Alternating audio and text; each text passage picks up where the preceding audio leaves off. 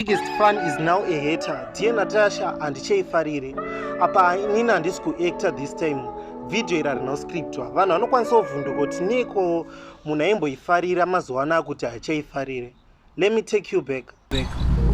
Musi wa 25 September ndakabuditsa video rinonzi Dear Natasha band raiva rekudza vanhu zuva rekubuda Dear Natasha. Season 3 rekubuda rini because yamirirwa nevanhu vese. This video was very successful indeed because chero vanhu vanga vasingazivi kuti iri musinema vakabva vaziva. Kubuda kusinema kujoina city. Ndakafara varidzi veseries even commented. Ndakabva ndaiswa mugroup rine maactors eDear Natasha.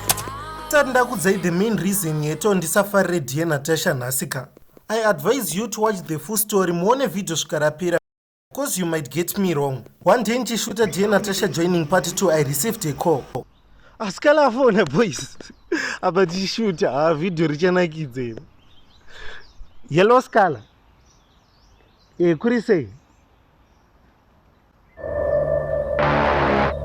One did delete a video per YouTube. I then opened up my YouTube.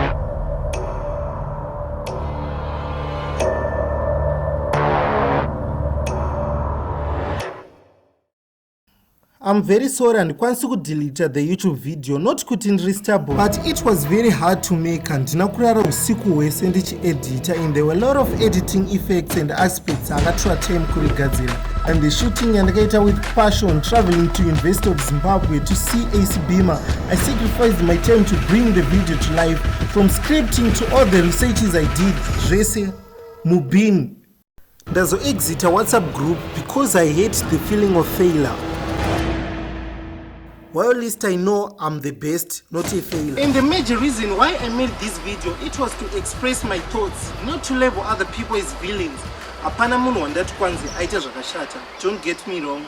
And sezvo ndambotaura video iri chitanga kuti kwanzi makasaona nyaya yese svika yapera ka, you might get me wrong.